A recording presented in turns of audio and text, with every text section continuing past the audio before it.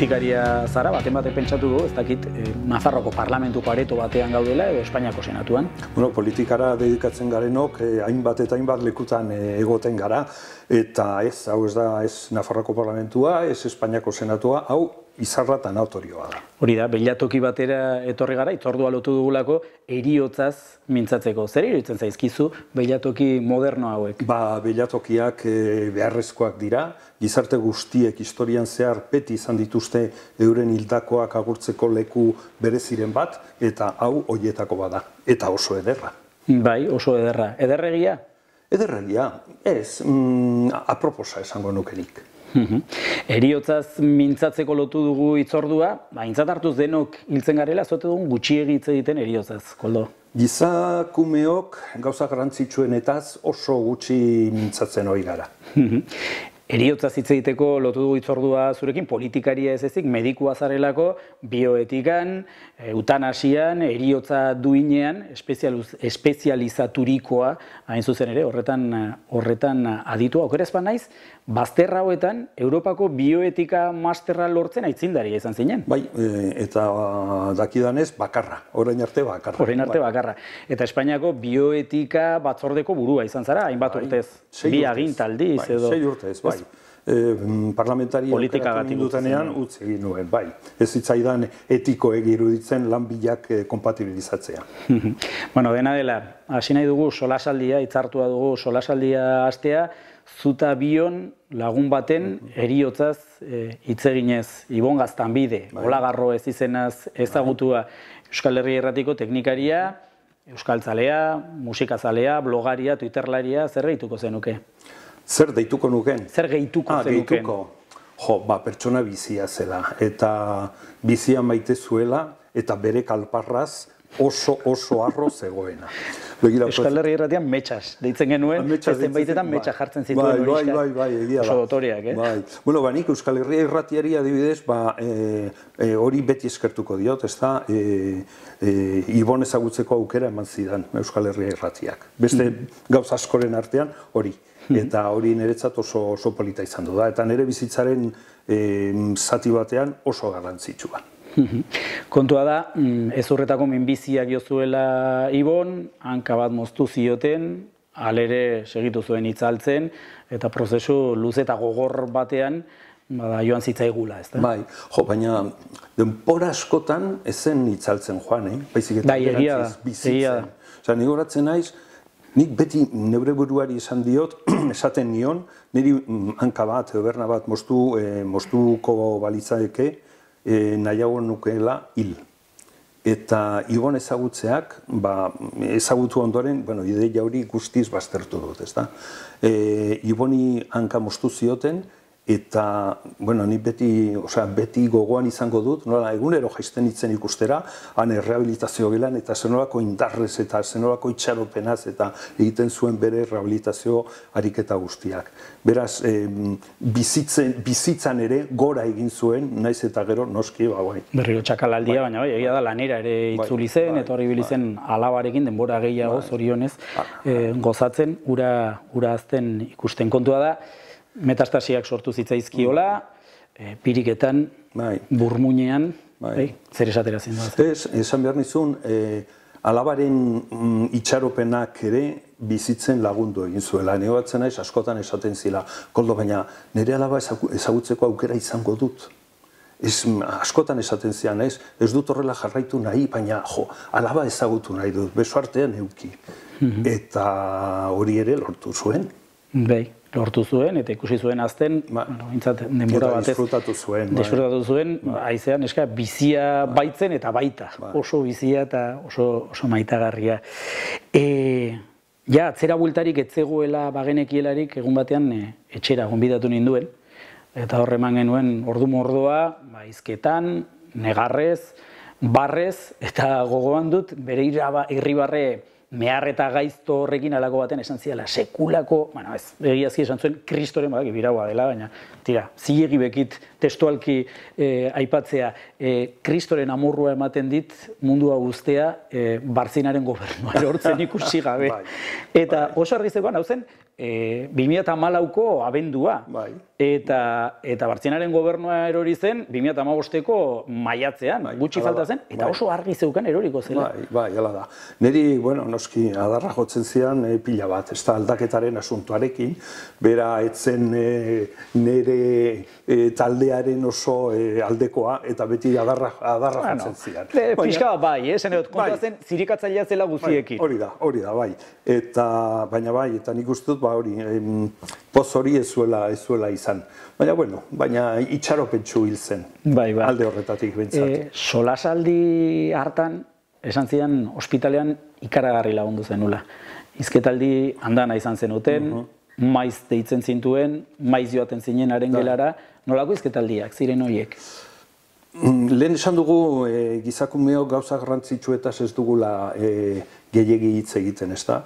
Baina, karo, adibidez, Ibonen kasuan, bera konturatu zenean, bere historiak eta bere bizitzak bazuela nolabait esateko epe mugatu bat, askotan gertatzen da, egoera horretan dauden gaixoekin, batez ere laguntzen badituzu.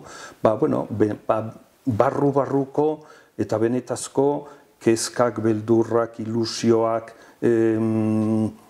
guzti hori atera alda. Bere etxean egon nintzen egun hartan, harritu ninduela, zer nolako buru argitasunarekin hitz egiten zuen iraganaz, baina baita etorkizunaz ere, bikotekidearen etorkizunaz, alabaren etorkizunaz, ikaragarria iruditu zitzaidan? Eske, horregatik esaten izun, ez? Osea, pertsona, holako egoera dagoen pertsona bati, laguntza pixka bat ematen badiozu, eta sentiarazten badiozu, berarekin zaudela, eta bere kezkak eta ulertzen dituzula, eta bere ilusioak nolabait konpartitzen dituzula ere bai, eta, jendea momentu horretan, momentu horietan, zen ez da momentua, da prozesu luze bat, ireki egiten da, eta guztiz biluzten da, eta irekitzen dizu burua, bihotza, dena, ez? Eta zu ere bai, noski, eta zuk ere zure barrua irekitzen diozu, eta oso prozesu aberasgarria da. Eriarentzat eta eriarekin dagoenarentzat ere bai.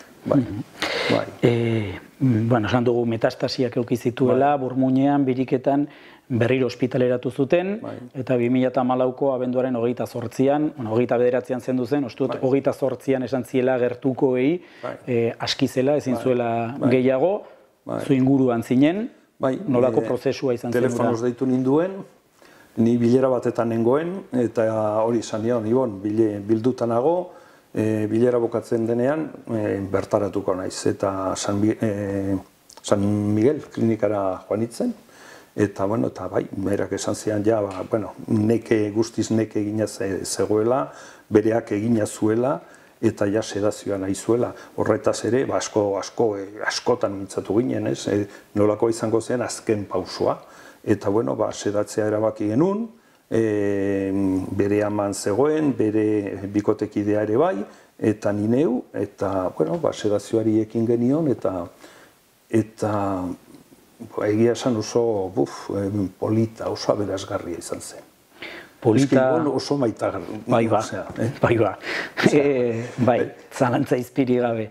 Polita hitza, aipatu duzu, eta Kruzirekin bere amarekin mintzatzen naizen aldiro, eta gai ateratzen den aldiro, izan ere, mintzatzen garen guzietan, ez da Ibon ateratzen, ez da haren eriotza ateratzen, baina ateratzen den aldiro, polita hitza, aipatzen du oso eskertuta dago zurekin, Koldo? Nik ere eskertzen diotez, baina eskerrak Iboni baten dizkiot nik. Zeren, lehen aipatu dut, olako egoera dagoen bati bazure zera irekitzen diozunean, eta laguntza pixka bat ematen diozunean, baina askotan jendeak ere hori ez du hartzen, ez du onartzen. Naiz eta azken momentu horietan egon, beldurra oso librea da, eta askok nahiago dute euren baitan itxi eta nolabait bakarrik. Eta nik uste dut, Ibon oso ongi lagunduta hil zela, gu 3 han geunden, alaba pixka bat lehenago, alabarekin pixka bat lehenago jolastu egin zuen, oatzen naiz alaba ohe gainean igota, eta bere gainean igota, eta hola, eta baina hori poliki-poliki joaten hasi zen, bai.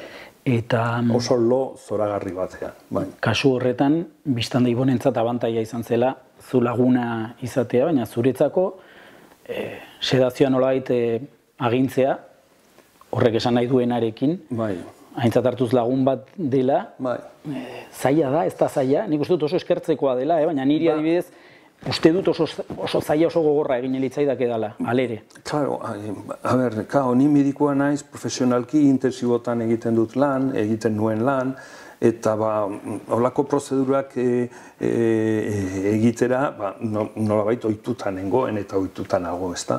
Baina, karo, Ibonekin izan dako harremana, harreman berezia izan zen, osea, gogorra izan zen alde batetik, bai, baina beste alde batetik, berak ere ontzat ematen zuela prozesu hori, onartua zuela prozesu hori, bazekiela hil egingo zela, eta momentu baten hil egin nahi zuela.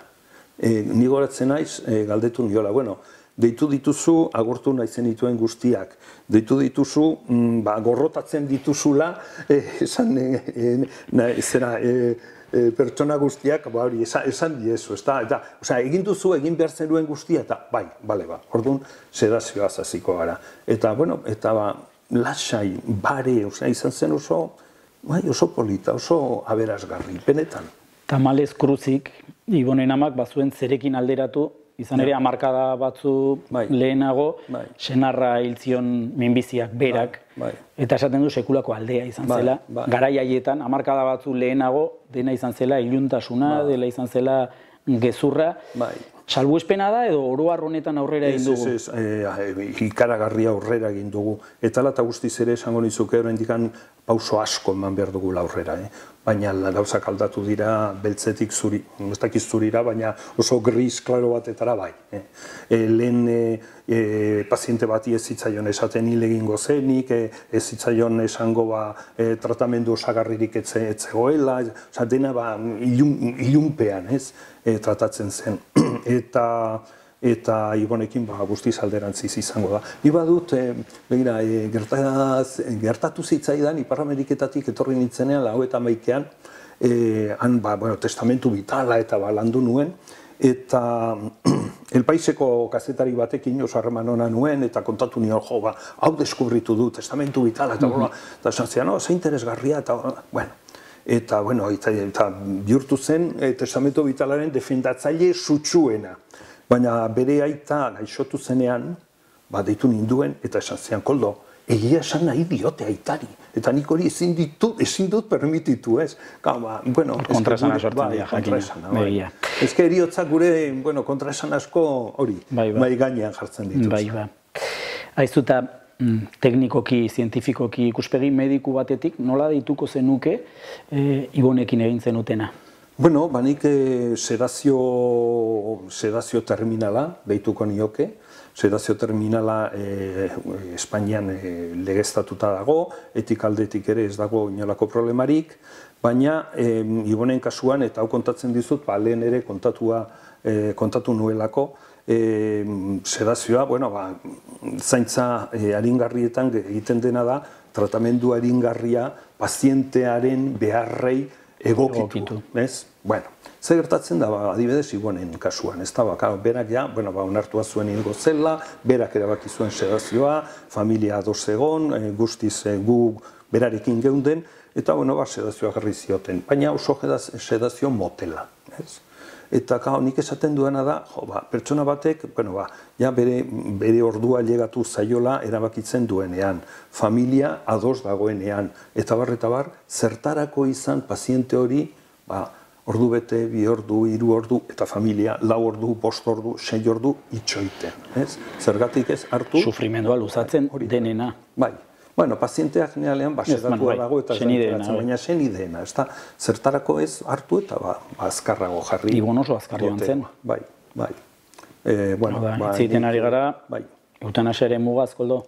Eutanasia beste gauza bada. Eutanasia da, zuk eskatzen duzunean zerbait jarri diezazuten eriotza provokatzeko. Hots, injekzio bat, eta injekzio horrek zure eriotza provokatzen du. Hor, eutanasia kasuetan, injekzioa jarri eta ordu erdi beranduago, 4 ordu, 6 ordu beranduago ematen da eriotza. Atera gaitezen honetatik diote Ibonen kasu zehatzetik, ez da? Hor zenbat morfina eta nola, eta zenbat denbora, eta baina, bueno, iruditzen zait hurbiltzen ari garela eutanasiara, bada beharra, ez da? Behingoz legeztatzekoa, eta horrela ibili behar ez izatekoa. Ezke begira, oso gauza kuriosoa gertatzen da baitaren ustez, Juan Cruz, karo. Eutanasia egiten duzunean, nolabait esate dizute, zuk, medikuak provokatu duela pazientearen eriotza, ezta. Eta sedazioan esaten dugu, guk sedatu besterik ez dugu egin, eta eriotzak, eritasunak hildu zera pazientea. Karo, hori oso muga... Labankorra da edo lausoa. Guztiz. Ze gertatzen da, profesionalentzat askoz lasaigarriagoa dela esatea. Nik sedatu besterik ez dut egin eta eritasunak hildu, esatea, aldiz esatea, zera, nik injekzio bat jarri diot eta hil egin dut. Psikologikoki... Subjektuak garrantzi handia dauka. Beste elkarrizketaren batean esan duzu, ezta? Hemen, Espainian eta hartarago Euskal Herrian legeztatu behar dutena da, eutanasia, zuk diozu, nahiago zenukeela legeztatzea lagundutako suizidio. Biak, zeren, eske diferenteak dira, ez? Alderdi sozialistak eta planteatu duen legean, eutanasia kontzeptuaren barruan sartzen dute zera suizidio lagundua. Eta nik uste dut bi gauza diferente direla, ezta? Eutanasian, pazienteak eskatzen dizu injekzioa, eta zuk medikua jartzen dizu injekzioa, eta pazientea hilien. Subiektu aldaketa badago, ezta? Eta suizidio lagunduan, pazienteak esate dizu, nik bizitzaz nekatuta nago, ezin dut gehiago, egidazu errezeta bat, medikuak errezeta bat egite dizu, pazientea joaten da botika batera, erosten ditu farmakoak, eta nahi badu. Eta nahi duenean hartu egiten ditu. Beraz, bera da, bere buruaz beste egiten duena. Eta nik uste dut hor, diferentzia edo tartea handi bat dagoela. Etikoki nik ez diot inolako ezberdintasunik ikusten, baina ulertzen dut, Frantzian egin zuten inkesta bat, ez da, honen ingurukoa, eta emaitza izan zen jenteak nahiago zuela eutanasia, baina osasun langileek, sendagileek nahiago zenutela lagundutako suizidioa, ulergarria guziz. Faktore psikologiko baten gatik da, oso humanoa da. Oso gizatiarra. Oso humanoa da. Ados zaude, Alderdi Sozialistak Espainiako Diputatuen Kongresuan aurkeztu duen lege zirriborro horrekin, eutanasiaren lege zirriborro horrekin? Nik mendakin hori egingo niok, ez da, nik uste dut eutanasia eta suizidio lagundua bereiztu egin behar direla, baina bestela jartzen dituzten baldintzekin, eta nahiko ados nago.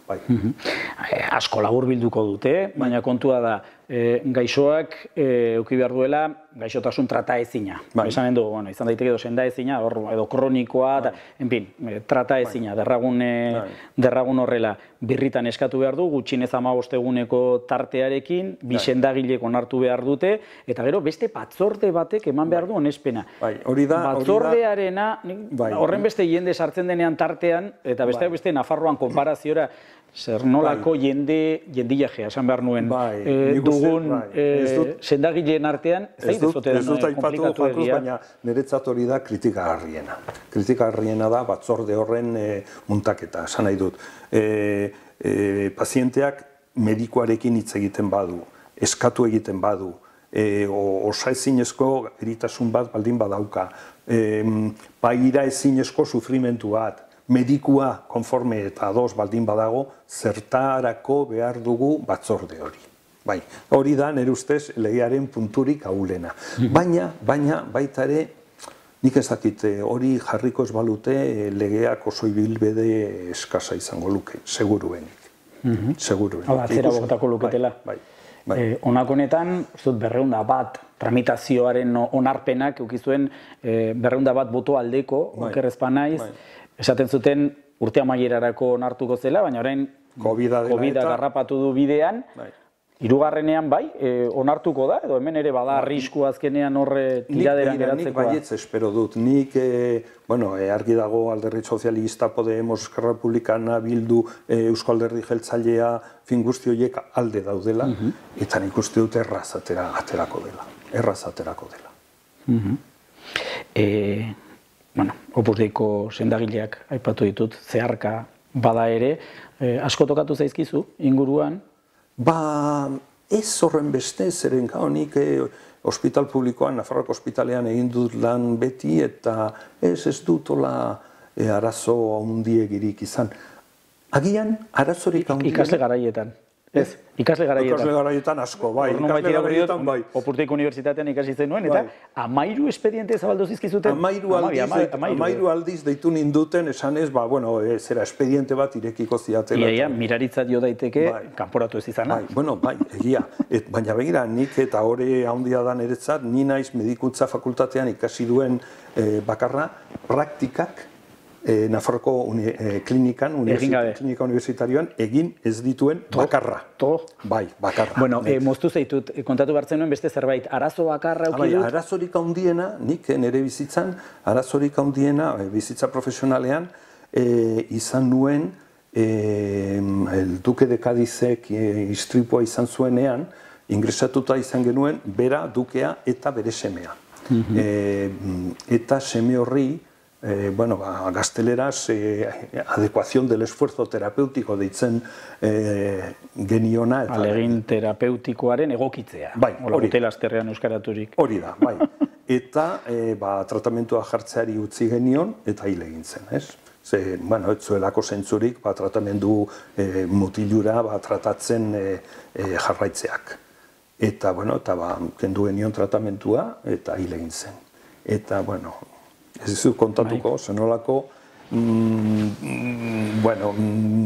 bronka montatu zen ospitaleko hainbat jefeen artean.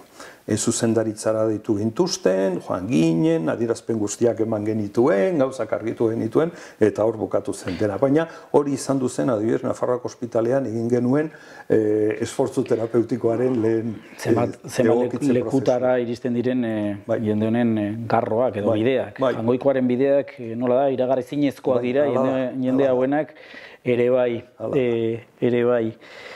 Antza denez. Aizu, eta ulertzen duzu jende honen jarrera eutanasiaren aurkakoa? Bai, ulertu bai, onartu ez, baina ulertu bai. Ni ez naiz bat ere, hauek oso rigidoak dira, ezta, euren pentsakizunetan, euren ideetan. Erlijioaren irakurketa integrista bat literala egiten dute. Eta orduan, nik ulertzen dut, integristak daudela, bai erlijioaren munduan, bai politikaren arloan, integristak edo non daude. Eta nik hori ulertzen dut, baina, hor daudela badaki, baina, onartu ez. Ez dut integrismoa onartzen inon. Feminista integrista pila bat dago, momentu honetan, baita ere, eta zentzu horretan ez gara sartuko orain. Erantzunen nizuke, baina ez gara horretaz hitz egiten ari.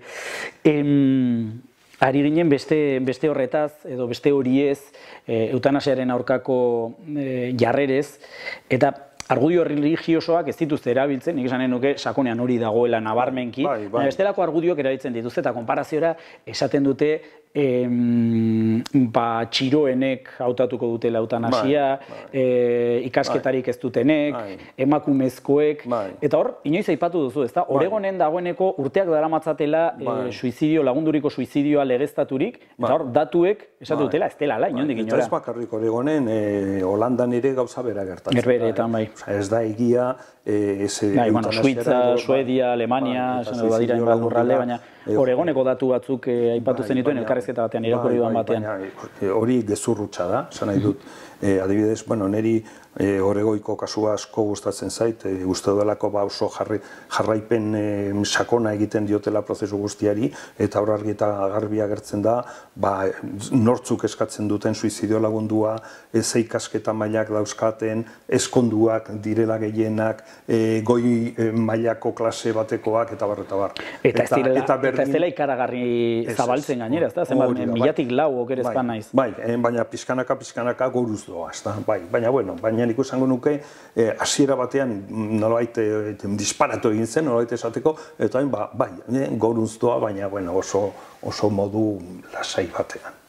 Sekulako pasioz hitz egiten duzu, honetaz guziaz, zenbat urte dara matzazu bioetikaren inguruan lanean?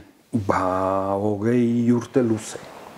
20 urte luze. Eta denbora honetan guzian, zenbat pertsona ikusiko zenuen hiltzen?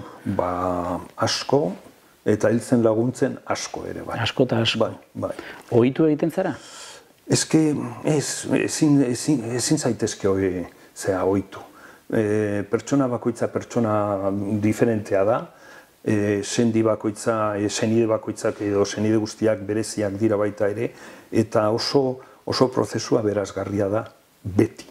Ongi ateratzen denean, eta ez hain ongi ateratzen denean ere. Beraz, kontu profesionalak alde batera utzita, pertsonalki esan duzu, aberastu zaituela.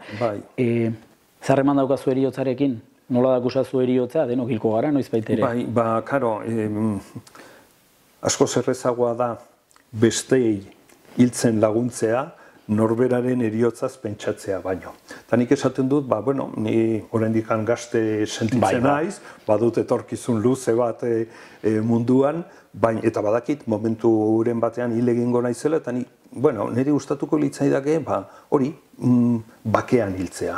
Ibon hiltzen bezala, edo ama aipatzen hasi gara, ama 93 urtekin gure ama, 93 urtekin hil zitzaigun, eta 2 minutu hil baino lehen esan zian, galdetu zianea, San Sebastian egunean angulak afaldu genituen ala ez. Eta, erantzuna eman nionean, pixka bat horrela geratu zen, esan eta zenbaten zeuden, eta, berehala esan zian, Koldo, disfrutatu, hau oso laburra da eta. Eta nik 5 minutura, nire eskutik helduta, joan egin zen. Azken esaldi zoragarria, marmolaren gainean zizelkatzeko moduan, epitafio moduan, konparaziora. Ederra.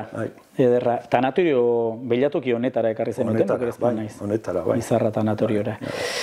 Zein da gakoa, horrela hiltzeko, lasa hiltzeko?